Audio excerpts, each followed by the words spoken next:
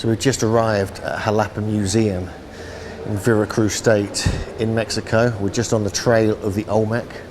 Behind me, you can see one of the great Olmec heads. Over 17 of these have been found. There's possibly 19, as we'll see at La Venta. So there's potentially 2 more have been found. In the late 80s, 1 more was found at San Lorenzo. Most of the ones here at Jalapa Museum are from San Lorenzo, which is fairly close to here. But the site has been mostly destroyed. But you can see some of these fine examples, some weighing up to 40 tons in the case of Tres Zapotes. But these ones here range from about 10 or 15 tons to about 25 to 28 tons. But you can see the intricate stonework, the carving. You can see what looks like helmets on them, and the clearly African or Polynesian features, most likely African. And this has caused a lot of controversy about who these Olmec people were. But as we go around the museum and go around the site, we'll soon see that not only are there African features, there are very European looking features with beards, there are Chinese or Oriental features, and so on. This is just one of the finest examples. Let's get close up and see if we can see any evidence of like sophisticated stonework, much like we find in Egypt and Peru.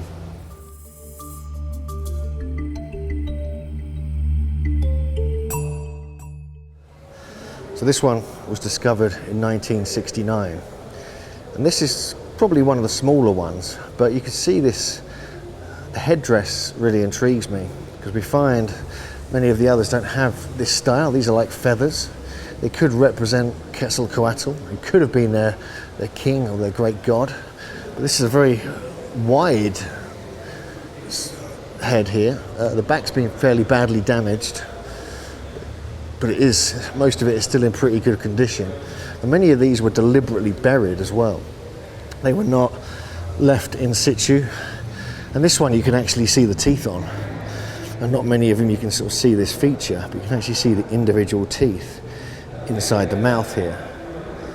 But I'm just absolutely fascinated by these Olmec colossal heads. They really are an anomaly in this part of the world, made of what they call andesite. So this is the same rock we find at Tiwanaku and Pumapunku in Bolivia. This is like a hardened sandstone, basaltic sandstone. It's very, very hard. So the carving of this is really quite a remarkable feat in itself. We know that the TV program from the BBC, Horizon, tried to emulate and make one of these heads from a raw piece of rock from the Tuxtla Mountains, which is where most of these come from, which is at least 60 miles away from the nearest Olmec site. And they couldn't do it. They could not carve with the tools available to the Olmecs at the time, and actually gave up. So it shows that even 3,000 or 4,000 years ago, the Olmecs had one up on the BBC. You can actually see just on the top here, it looks like there's someone has chipped a cut mark into it. This is like one of the signs of the damage we find on many of these heads. We see a couple of examples of cut marks, but we do see this very interesting kind of sideburn or part of the helmet. And this thing coming down from the ear, which I haven't seen on many of the other Olmec heads. This is a fine example. This is extremely hard stone. Andesite, it says on the sign. So this is a remarkable achievement, much like the other heads, which we're going to take a look at now. So here we have the center of the Olmec world. If we just zoom out, you can clearly see how far the Olmec stretched through Central America, all the way down into Guatemala, over to the west coast of Mexico, possibly all the way down to Costa Rica, according to some researchers. Here we have all 17 Olmec heads that have been discovered so far. This one is from Tres Zapotes, 40 tons. So this is another example from San Lorenzo, which is probably the Olmec capital, although some people claim it could be La Venta. The earliest stones were found there, going back to around 1800 BC. This one supposedly dated to around 1200. But interestingly, above here, you can actually see, they've kind of painted a reflection of what is on the helmet. It's quite an unusual design, this one. What we also noticed is here, around the third eye or the pineal gland, where that kind of frown is we found a slight magnetic fluctuation. So we believe this could be it could have the magnetic properties that were researched and found at San Lorenzo, where they found the oldest known compass probably in the world. So I'm just trying to get on top here because I want to see what the top of this particular head made of basalt looks like. And you can see some of the intricate design just on top here. It's really quite beautiful. It's quite an intricate, stunning design actually. Oh, there's my shadow.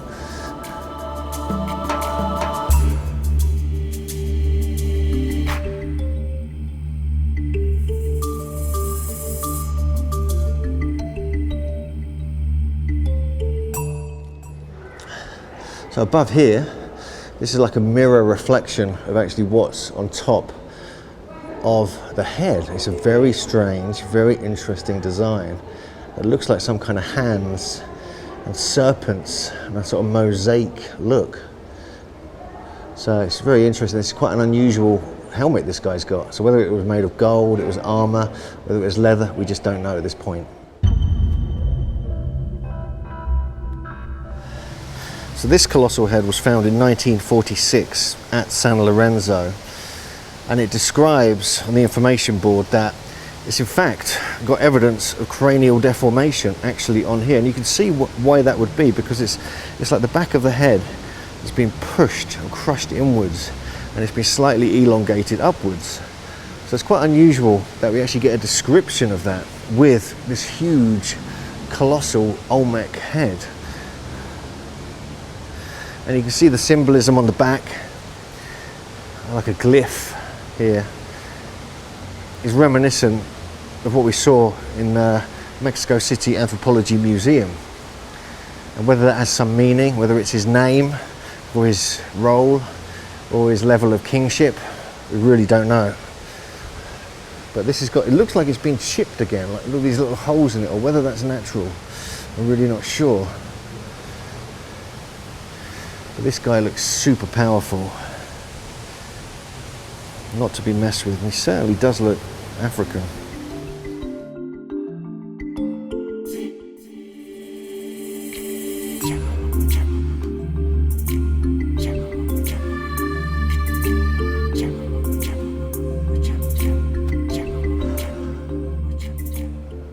So we have here three of the most impressive Olmec heads in the Olmec land.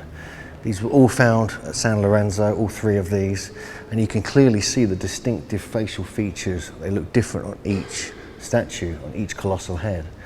And to me, these represent individuals who are rulers of the Olmec world.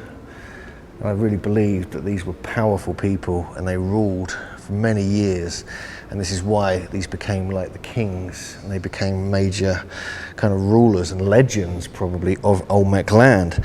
They all date to around 1200 BC to 900 BC. They all have the same kind of features, the very African looking features, the sort of cleft part here on the forehead. They have these amazing helmets, which could be leather, they could be gold. And if you go around the back, you can see various other features. This one has lots of cut marks, and it looks like it's been compressed, so it looks like there could be signs or representation of cranial deformation. Again, we see the same thing on this one. And this has just been sort of carved down, flattened off. But these are just some of the finest examples I've seen. Absolutely incredible. They look like they're all the same kind of rock. That one on the end's a bit lighter, so that could be more andesite. And we see these kind of features up here, these three kind of glyphs with these braids coming down here, 1, 2, 3, 4, 5, 6, 7, 8 of them coming down here. Whereas on this side, we have more of a kind of crisscross, and there's 4 rows here. The eyes, you can even see the actual pupils are carved into the eyes. And this is an incredible piece of work just to sort of complete something like this without any mistakes. On this one, we can see the cut marks. These we think were done later, and they were part of destroying this culture, and like they buried them, rolled them down hills, tried to get rid of all evidence of the Olmec. But they've survived, and there's now 17 of these Olmec heads, with possibly 2 more that have been found at La Venta. So we're look a bit more closely at these three heads here. You can just see the precision stonework, very similar to what we find in Egypt. Here we have the sort of 4 rows of zigzag lines and the 8, what looks like braids coming downwards. And just the intricacy of this stonework is quite remarkable. And up on the top here, this is where those sort of glyphs are, which are very unusual. They could have some meaning as to who this ruler really was, or even it could be a representation of his name.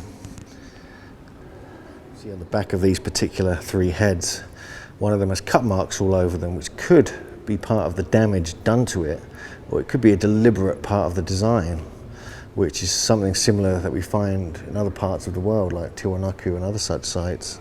If we look at this one here, this gentleman has got slightly sort of flatter face, a wider nose. Beautifully carved though, but we have all the cut marks on the front here, so whether this was deliberate damage, I'm really not sure, but it looks like it could be. This helmet looks a bit different. You can't see his ear is completely covered up, but we have the kind of strange braiding and zigzag marks all down the side here. Quite a remarkable piece. Unbelievable. This guy almost looks like he's smiling. This is one of the only Olmec heads that looks happy. So he could well be on drugs. They were known to ingest 5-MeO DMT from Bufo marinus toads. Or it could just be what he looked like. And you can see this kind of geometrical form of his cap or his helmet.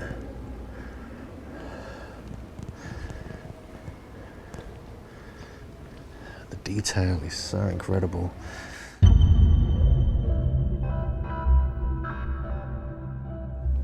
So this is one of the more damaged colossal heads, again found at San Lorenzo in the late 60s. It looks like it could just be weathered, but it could be deliberately damaged as well. Now the interesting thing about this one is that it's one of the biggest, and we have some interesting like feathers on the back here. It's like a headpiece. It looks like a glyph, but it's got like feathers, 3 rows of feathers, 5 each in each 5 rows. And it's really quite beautiful. It's almost like the best preserved part of the head is on the back. In this one, it seems like it may have been buried in the ground when it was decommissioned, face down, this one. We can see kind of glyphs here as well. Other things here, it's difficult to tell now because it's so badly damaged. The eyes are very accurately cut. And it has the classic kind of leather helmet on it as well. So this is just one of those. So the final one we're going to see here in the museum. But I'm just absolutely overwhelmed by what we've seen here at Jalapa Museum. It's got a lot more on display than was here back in 2009 when I last visited. So it's a real delight to be able to come up close to these incredible colossal heads.